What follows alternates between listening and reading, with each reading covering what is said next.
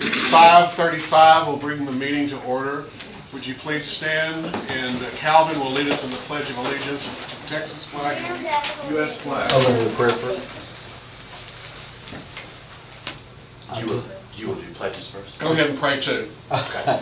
Father, we thank you for this day. Thank you for everyone's here. Father, we thank you for this great school. Thank you for all the teachers, the students, and the parents. And Father, we ask that you just continue to bless us. While we know we're having some hard times, Lord, but we're depending on you. Father, we ask that you continue to strengthen us every day. In your name we pray. Amen. Join me in the Pledge of Allegiance. I pledge allegiance to the flag of the United States of America and to the republic for which it stands, one nation under God, indivisible, with liberty and justice for all. Honor the Texas flag. I pledge allegiance to thee, Texas, one state under God, one and indivisible.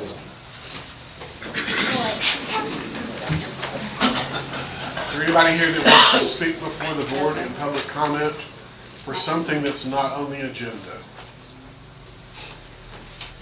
I see no one, so we'll go to student spotlights. Well, this month I wanted to honor a student who's just good all the time. And his name's Hunter Swindoll. And every time you run into Hunter, he's respectful, polite, courteous. Everyone that you talk to has great things to say about Hunter. And so I polled some of his teachers trying to find dirt on him. And I couldn't find any. But they said, here's some of the things they said about you, Hunter. Coach Smith said, every morning when he walks in, it's good morning. And every day when he walks out, he says, have a great day. He's extremely respectful by saying, yes, sir, no, sir. He's always kind to his classmates. Coach Hunter said that Hunter's a true definition of a Gatesville Fighting Hornet. Tremendous work ethic on and off the field. Early morning, late workouts. He's always on time, ready to do what's needed. And he has the respect of his peers and coaches. Coach Campbell said Hunter's a bright young man with a positive attitude. He always finishes his work, is ready to help others. And finally, Mr. Conley out in welding said that Hunter's a pleasure to have in welding. He's polite, hardworking, always does his best. And so everywhere you turn, somebody has something good to say about Hunter. And those are the type of kids that we want to honor more and more frequently because he's such a great example. If we had 100 more Hunters, we'd be in good shape. And so, Hunter, did you have anything you wanted to say? Thank you. All right, that's perfect. Yeah. I teased Hunter that he was going to have to give a speech. Hunter, we've got a little certificate for you here. And we wanted to take a picture, I think, for the newspaper. So we'll stand over here. You have some motion to get rid of this? No, it's okay, I think. Is this fine right here? Yeah. Okay. Hunter, congratulations. Taking them here too. All right, 1, 2, and 1, 2. Thank you.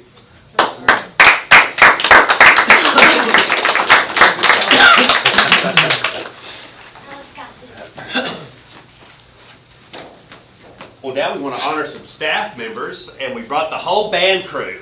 Mr. Sanchez and his team of very elite band instructors. We really do, I kind of teased Jose about his dream team. They are 4 very talented band instructors, and he has assembled a great team. And so we wanted to bring each of them here tonight and wanted to say a few things about each of these guys. But the thing I'd like to point out most of all is that they're here all the time. The band teachers are always here.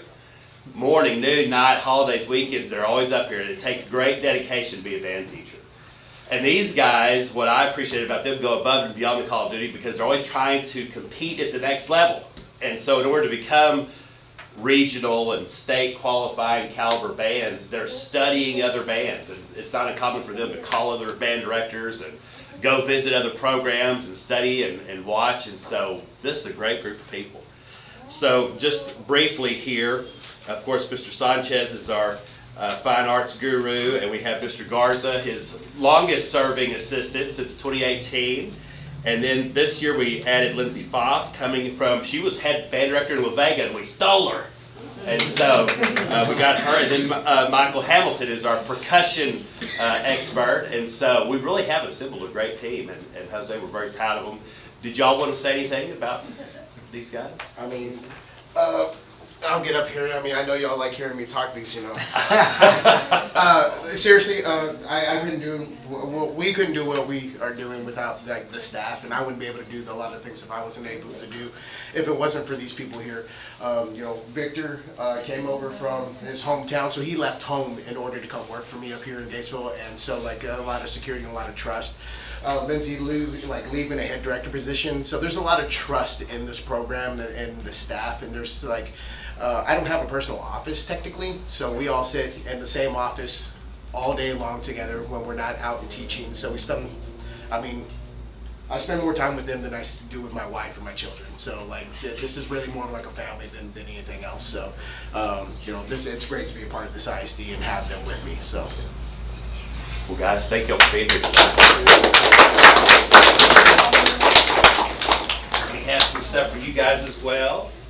So if y'all, Jose, if you come up here and you guys. They had some stuff out? Yes. Lindsay. That's Lindsay. Sure. Michael, and I each get one of these things. Thank you. Thank you. Hunter, when you come to work for us, you'll get one of these. All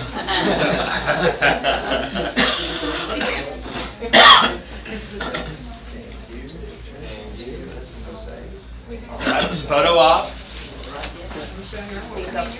Work it. Yes. I always poured into every picture. Well, luckily you're taller than That's right. We got everybody in, okay. 1, 2, and 1, 2. Thank y'all. Congratulations, guys. Great job, guys. Speaking of spending longer, now it's off to a band booster meeting. Okay. Good luck, guys. Thank you. Thank y'all.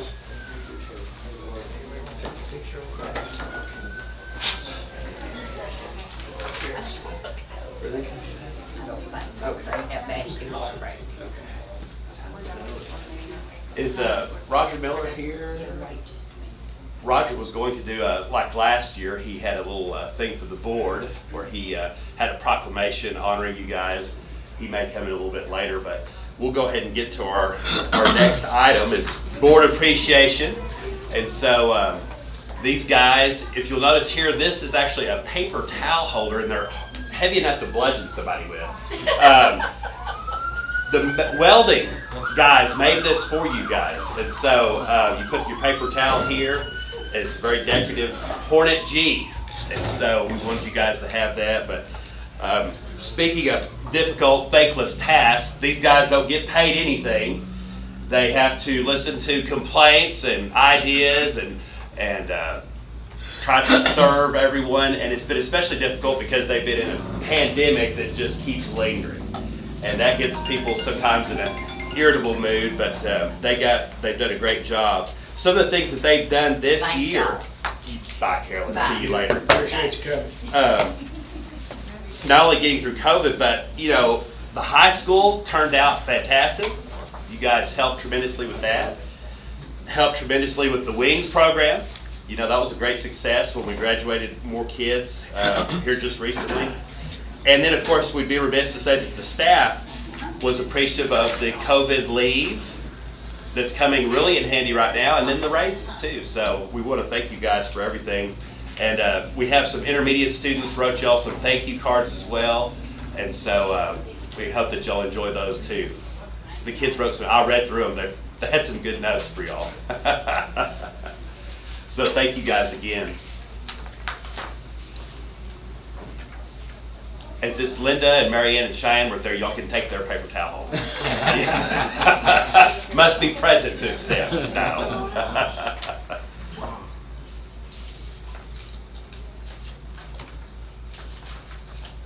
So I guess that concludes our spotlight portion. And so, Daryl, are we ready for some audit reports? We are.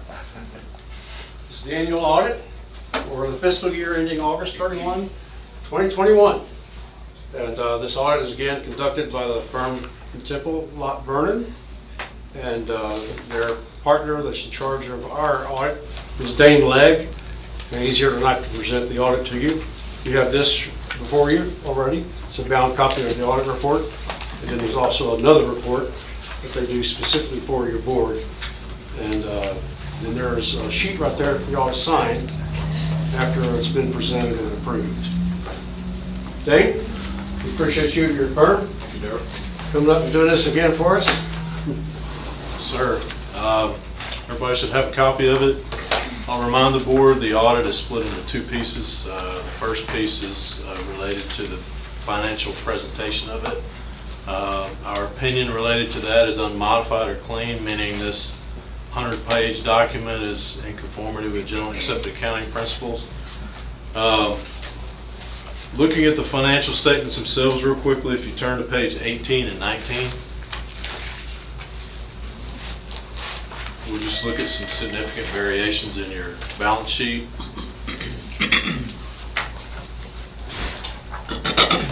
Again, the format's changed a little bit. It's going across 2 pages this year because of the ESSER funds. You see that second column is a fund by itself just for the ESSER funds, and we'll probably have that again next year.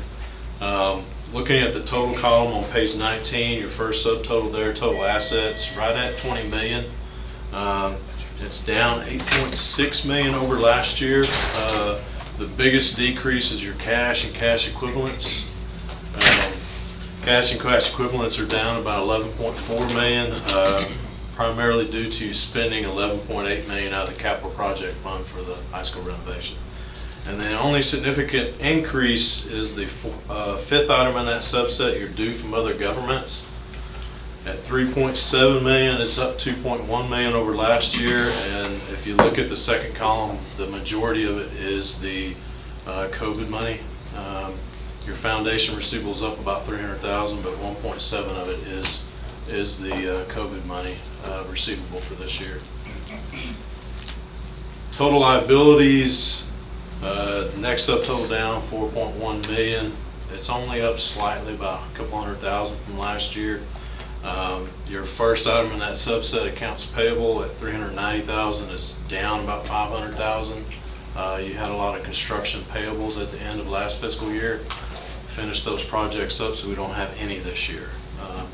And then the fourth item in that subset, your due to other funds, is up about 700,000, and that's just because of the COVID receivable. We're moving that to other funds where you're going to end up spending it. Total fund balance, second number from the bottom, 15.4 million, down 8.9 million or 36%. Again, that is because of the spending in the capital projects fund. If you look over at the first column, third number from the bottom, your unassigned fund balance, commonly referred to as the reserve by a lot of people, at 10.7 million. It represents 69% of your total fund balance and 5.4 months worth of operating expenditures. I'll remind the board that you have a policy to not go below 3 months worth of budgeted expenditures, so you're well above that at this point. Any questions on the balance sheet?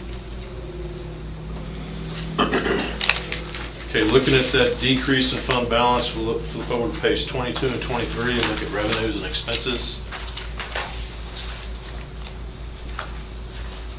Same format as far as the columns go. On page 23, your first subtotal is total revenue, 34.2 million. Up 2.9 million or 9.2%. The two biggest increases would be the first item in that subset. Your local revenue is up about 600,000 over last year. You had a $900,000 increase in property tax due to the value increases, and then investment income is down about a little over 200,000 from last year. Rates weren't as good, and you don't have near as much money in investments as you did last year. Then the third item in that subset, your federal revenues at 5.8 million is up 2.3 million, and again 2.2 million of that is the ESSER or COVID money. Total expenditures, your next subtotal down 43 million, up 7.2 million or 20.2%. From a functional standpoint, your salary and wages is up about 700,000 over last year. And then two numbers above from that, the capital outlay you see is 12.4 million. That's all that spending we did on the projects, and that's up 6.6 million over last year.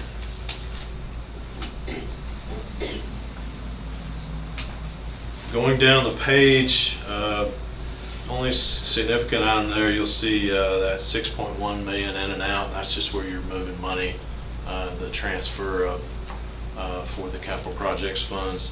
And then you see that third number from the bottom, that negative 8.9. That's the decrease in fund balance for this fiscal year.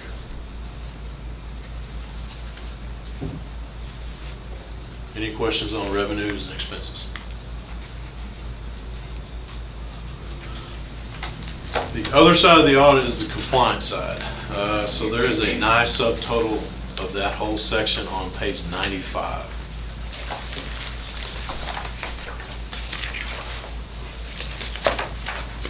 If a district receives over $750,000 federal aid, that's required to go through what's called a federal single audit. These are the results of that. Item A deals with the internal controls as it relates to the financial statements. It is an unmodified or clean opinion with no material weaknesses. Item B deals with the internal controls as it relates to the federal major programs themselves. Again, an unmodified or clean opinion with no audit findings required to be communicated. In the middle of the page there identifies the major programs. The middle section there, your special ed, that was just it was special ed's turn this year, and then the rest of it is all COVID, the 21 code, and then the ones at the bottom, the 84 codes. That's all ESSER or COVID money for this fiscal year. It doesn't matter what the amount of those guys are. The feds have labeled them as high-risk programs, so if you receive $1 worth of COVID money, I've got to audit it as a major program. So next year, they'll be on that list again.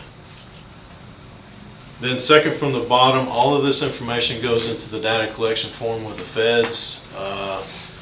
As a result of this, you do qualify as a low-risk auditee, and it will be labeled as such on that data collection form, which is important in getting further grants.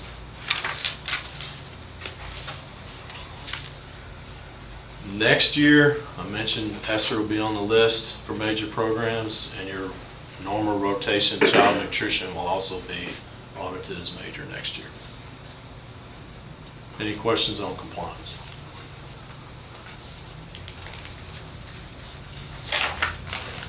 That concludes the AFR. You do have a staple copy. I'm required to communicate certain question and answers to the board as an auditor. All of these are of a positive nature, and then I'm supposed to communicate the audit adjustments. You'll see in there, page 5 on. All of these are of positive nature. The one thing I want to point out to you is on page 2.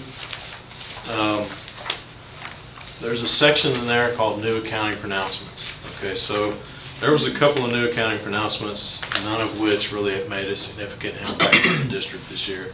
However, next year, the accounting procedures for leases will change. They're going to make it more stringent on the year end for recording your leases, where they're going to pull everything into the balance sheet, just kind of like they did the pension and OPEB. And so that will be a significant change for next year, is accounting for all your leases. And again, that's only on the full accrual financials at the front. Fund financial wise, you'll continue as normal, expensing off your payments. Unless you have any questions, that concludes my report. Well, I know the fund balance went down, but we're sure proud of our investment in that high school. Yes. I shudder to think what that would cost us now if we tried to build it. I think the timing of our bond election, the timing of the construction was very fortuitous. And so Yes. We really needed that to get done, and it got done just at the nick of time. Yes. And that's just the way fund accounting works. You get the bond money, fund balance goes up, and then when you spend it, it goes back down. So, yeah. All right. Thank you. Thank you. We appreciate it. Okay.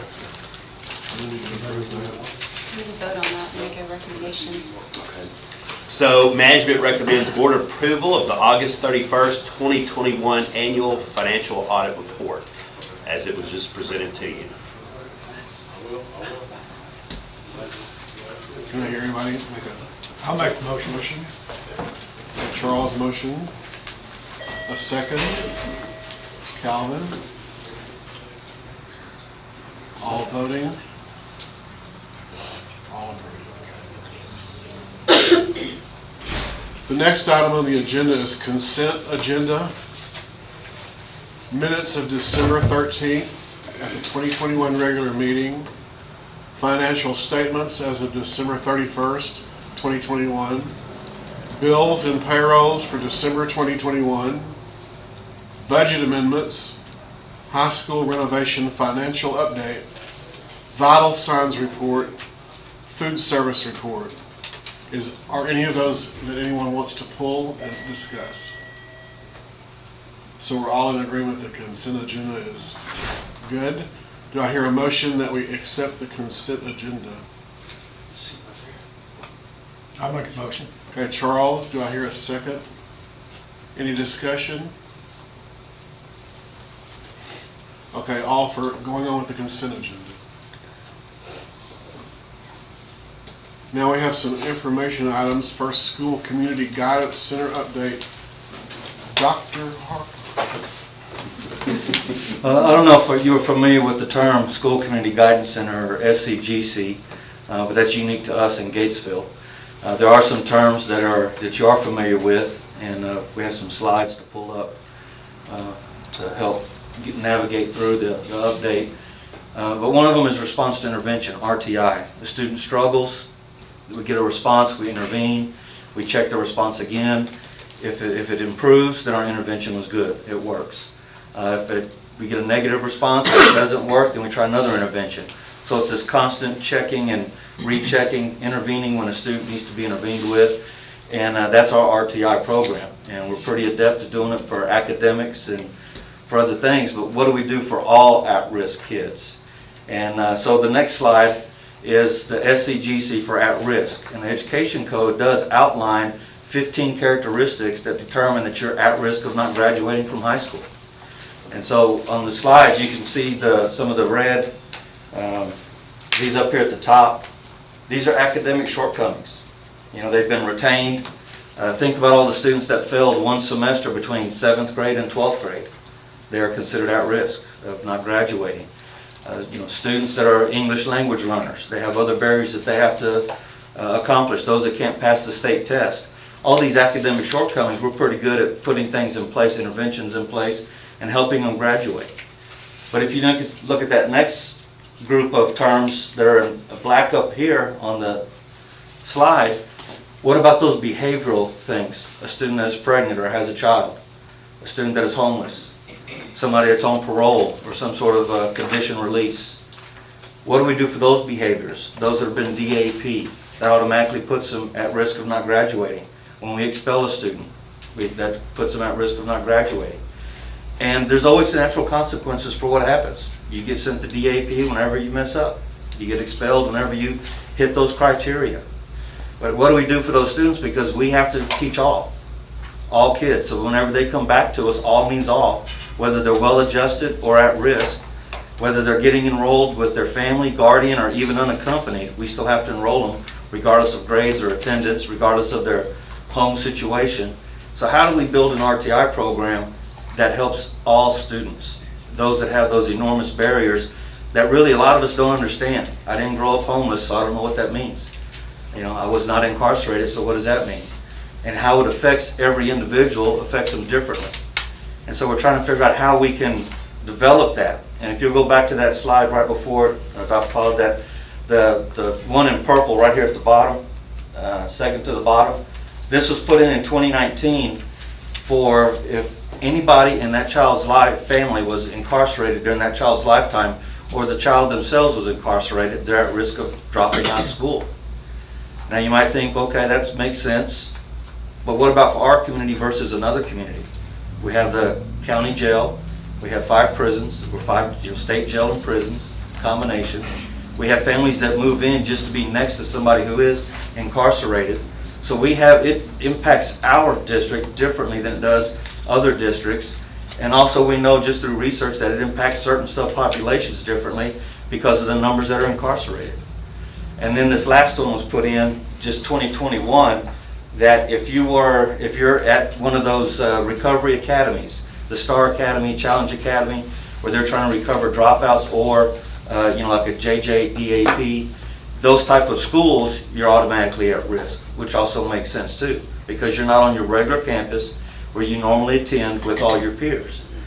And our population is 43.9% at risk. Now don't get me wrong, we have students that are well adjusted, they graduate. We have at-risk students that maneuver their world just fine. They know how to take care of business, and they do.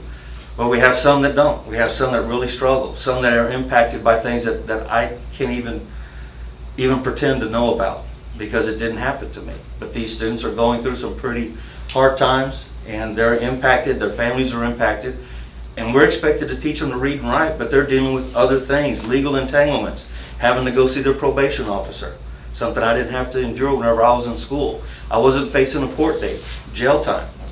And so now that we have students that are having to face those real world situations, and yet sit in the classroom and go through the academics and follow the code of conduct. And you want to say, hey, that's just life, that's just the way it goes. That's true. It is life. But as a school district, we need to help them. We need to prepare them for wherever their road is leading them to. And so a little bit of history of the Scgc back in 2016. It's in the code, Education Code, a School Community Guidance Center, has its own chapter, and you can develop it. But the idea is to build a center, School Community Guidance Center, so that you can separate and isolate and move all those troubled students to that place and help them out in any shape or form. Because they're going to be treated differently. They're going to need different types of support that the regular school campus doesn't have. And so how do you build that center? Well, that's not what we went. We took a different approach. We didn't want to build a center. We want to tap into our greatest resource, and in Gatesville, Texas, it's our people. We tap into the resources that we have in our neighbors and colleagues, because we have evidence all over the place where we go above and beyond to help out our fellow man. Gatesville is known for that. And it shows in our Food for Families. It shows whenever our teachers go above and beyond. And so we tapped into it to let's build a center built of people and not of walls. So in 2016, we enlisted an attorney, our county attorney, Brandon Bell. He handles our CPS cases. He deals with a lot of the same families that we deal with. And so he's familiar with some of their troubles that they have. And he also files our petitions. The School Community Guidance Center is backed by a court. And so we had to go and elect a level of court. Who's going to hear our cases? So we have an MOU with our probation board, juvenile board, and juvenile probation. And the Judge Lee's court will hear our petitions. And so if a family and a student are not fully participating, we can file a petition to participate, and then Judge Lee will have to take them to court. And so we have the MOU that binds us all together so that we can have that legal support. So when we tell them, this is your plan, this is your Scgc plan, this is what you have to do in order to not come back to DAP or to graduate, or you can go to court, it's legally backed. The second part, or the next part, is employing a social worker. And back in 2017, we employed Felicia Inman. She was our very first social worker, and she was our full-time employee. There's grant money, there's community and schools, there's other programs out there where you can have a social worker come in and work as part of a program, but we wanted that person to be a part of our fabric. We wanted a social worker who goes from the schoolhouse into their homes and can help with whatever situation is going on. And so that social worker, in my experience from being here 25 years, they needed some help outside of school. Well, here's some brochures, here's some contact information, good luck. And you let that person go on and try to find the support that they needed. Now they have somebody that can walk them through it. They have somebody that can help them get their electricity turned back on, or can help them get their medical bills taken care of. And so that social worker is a great way to expand doing what's best for kids from the schoolhouse into their homes. And so it was a big step for us to employ that first social worker. The last step is really not a step at all. It's energizing your partners. It's getting people on board. It's getting counseling companies to come in and work with our kids. It's having MOUs with Central County Services, or the old MHMR. It's having an MOU with our juvenile probation, which has been great for us. We don't understand all the legal entanglements that they have to go through, some of these kids. But we have parents that don't want to talk to us, parents that don't want to meet with us. but they meet with their probation officer. So we will get a phone call, we'll go meet in their office, and we'll take care of school business at the probation office because the parents can't avoid that. And so they've been a great partner for us moving forward with our Scgc. And also we share information. We have a student that gets hospitalized or somebody that gets some sort of treatment. They can share that with our social workers, and that helps us out a great deal of understanding that student better whenever they're at school or having an episode or things are acting out. So even though that last step is energize your partner, that's the part we're in right now. We're always energizing our partners. We're always trying to get people to come in and help us out with some of these families. Then we expanded the program. We expanded to go to our substance abuse policy, which is our drug testing violations. And so we're not just going with DAP students, is where we started, because believe it or not, there's students that will spend their whole time in DAP. And it's just a turnover back and forth revolving door. How do we help those students not return to DAP? How do we help them get onto a pathway to a better life? And so we support them with the Scgc. Whenever they go to DAP, it's mandatory that one of the social workers is assigned to your case. The same is true with our substance abuse policy. It's harsh. Some people say it's too harsh, but we don't do it without support. Yes, you have a lot of things you have to jump through hoops to get back to playing, but we support you and we provide you an advocate all the way through that program so that you don't make those mistakes. You don't go down that pathway. So in 2019, we had expanded that to the SAP, substance abuse policy. In 2020, we added an administrator down at DAP, Assistant Principal Floyd, Clayton Floyd, and so he administers the DAP and the AEP. DAP is the discipline part of it. The AEP is the academic, just alternate education program, which includes our wings. So in 2021, we enacted the wings program, and we have, since our December graduation, we have 4 more. So we have a total of 9. We have 1 on the cusp, and we expect 2 or 3 more by March. And so that program is recovering dropouts, and there's a reason why, and we'll get to that in a minute. But we've expanded that program into the wings, and now we're looking beyond. Right now we're just handling everything at the high school. Well, how do we catch the at-risk students that are early on, before they get into junior high even, whenever they've been to DAP 2 or 3 times? So how do we attach that social worker and get them on their caseload and work that in? And there's a plan. There's a plan for that. It's not fully fleshed out, but we will get there one day. But we're always going to keep that focus on how can we help these at-risk kids overcome the barriers that they have. And so we developed the program, and we had an evaluation tool. But how do you evaluate something that's individualized, where every plan is different, every student situation is different? And then how do you make that into something expandable and that you can reproduce it, make it into like a curriculum of some sort? Because that's our habit, that's our nature at school. We want the biggest bang for our buck, we want to get as many kids in there as possible, but this is individualized and every situation is different. I may meet the legal definition of homeless, but why I'm homeless, how it affects me, all these things can be different and unique to me. And so how do we make this program expandable? We need to be able to measure the success of the program. And how do you do that when you don't want to look at numbers? You want to hear from the people. You want to hear from the stakeholders. And so if you look at some of the comments that that came from the evaluation piece, we have it online. It's anonymous. Anybody can go in and provide their feedback. And you can tell we have parents who provided feedback. They talk about their son who's no longer a battle, the son who wants to go to school now because he knows there's somebody there that he can talk to. It can be from teachers that say, my students I haven't sent any to DAP this year when they've gone into the past. Or they talk about the circling back around and keeping them straight because the social worker or the case manager come in and check up on these students. And then you can hear from the students themselves. The one in there just says, believing in me. How did this help you achieve your personal goal? Believing in me. Having faith in me. I mean, that is powerful, powerful words. And that's something we all want to hear as educators. At the graduation, we were all touched whenever Mr. Ament was called up there and Mr. Lisenby by our first graduate in the Wings program. And said, these are people that influenced me so that I could finish school. And that student even said, Mr. Lisenby was the first teacher that told him he was good at something. The first person to tell him he was good at something. And that was, working in woodworks, working with his hands. And it took him all that time, but it got him through. It got him through. And so that's the beauty of this program, is that we're able to work with these kids, identify, look into them, and peer into them. We have 26 students that have graduated under an Scgc plan. We have the graduates where I talked about the recovery of the dropouts. And you want to say, well, what is it? What did we do? Well, it's individualized. What they did was they became a trusted adult. And when I say they, I mean the social workers and the case managers. They became that trusted adult that was going to be their advocate always.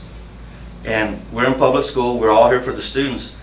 But we have to balance the one versus the many. As administrators, you have a whole campus. You have to balance that. Are we being consistent? How is this setting precedent? And it's always that balancing act. Well, their job, and everybody in here knows that their job is to be that student advocate. Come to the table and keep that student situation, keep that student name coming back up so we don't lose sight of that child and lose it in the myriad of things that we have to deal with as an administrator. And we don't always agree. We don't always agree what we should do, how we should handle things, but we always have a conversation about it. And that's a big piece that they have brought to the rest of us inside the schoolhouse, is that conversation about the one student, so that we don't lose sight of that. And it's important. Yes, there's knuckleheads. Yes, there's people there's students that make choices that we wish they wouldn't make again and again and again. They're still a child. They're still a student. And you talk to other schools about what we do at the Scgc, and they say, you have a student advocate that you hire that works for the student? Yes, that's true. We do. They don't have to go elsewhere. We provide that for them.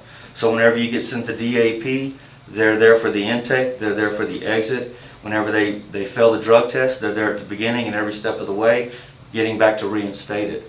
And it's also expanded into the things that we're dealing with now, the remote learning, the abuse, anxiety, depression, all those things that are coming out of the woodworks. They lean on the social worker and the case manager. They lean on the Scgc.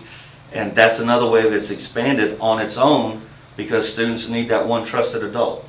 And that's something that Gatesville ISD has provided for them. I like to say that we're all trusted adults, but we all have different roles to play and different avenues to look at. But their job is to be that advocate always, to make sure that we don't lose sight of that child. And so they're really the lifeblood of the Scgc, the social worker and the case manager. Now, case manager is a little bit terminology based off of one's a licensed professional counselor and the other is a licensed social worker. Due to their licensing, we call them different things, but they all do the same work. They keep that one child in the forefront. And there's a parable that goes along with the mindset of the social worker and Scgc, and it's the star thrower. After a great storm, there were thousands and thousands of starfish thrown on the beach. And people were out walking and looking and collecting shells, seeing what the tide had brought in. And there was one individual picking up a starfish and throwing it back out in the water. So I walked over to him and said, "What are you doing?" He said, "I'm saving the starfish." He's like, "It's impossible. You can't save all the starfish. There's way too many of them." He picked up another one, threw it out in the water, and simply said, "Save that one." And so that's what I want to leave you with today. We're saving them one at a time. And I applaud these ladies for what they do, and all our partners, in school and out of school, because it's a work in progress. We're always getting better, and it's always going to improve, and we're going to expand it to be able to reach more kids at an earlier age. So that's the update. I know it wasn't a bunch of numbers like you wanted to have, like on an audit report, balance and stuff, but I do want you to look at some of those comments that have come through. That is truly from the stakeholders that were there, and just imagine the lives that they're touching. I looked at the high school announcements this morning, and they had a teacher spotlight, Mrs. Starr Hamilton. She worked at the Hughes unit for 16 years. She teaches law enforcement and criminal justice at the high school. She was doing her law enforcement career, and then she wanted to teach. And she wrote down, this was said about her: "Mrs. Hamilton decided to return to school to pursue this career because of an inmate. She had a 21-year-old inmate in her office that did not have a high school diploma. He told her that he wished he had someone that had faith in him when he was in high school, and if there had been, he probably would have turned out different. He said they all turned their back on him, and Mrs. Hamilton strives not to do that to her students." And that's just by chance. She didn't know about this presentation, but it goes to show you that if you have faith in them, even if they don't want it, because there's kids that they're not ready for it, they don't want the help. We can't save them all, but we can dang sure keep trying, and that's what we'll do. Thanks, Scott. Any questions about the Scgc or anything? Thank you. I like those comments. Excellent.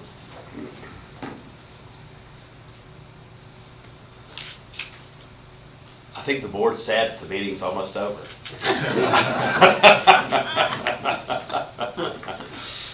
That was our one and only information item, and there are no action items.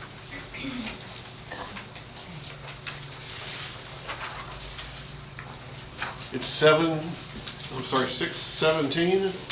So at this point in time, I'll make a motion that we adjourn the meeting and move into executive session. Our agenda there is resignations, terminations, employment, reassignments, duties, evaluation of personnel, and evaluation of you. Sounds exciting. All right. And we'll be back if y'all want to stay and pop popcorn.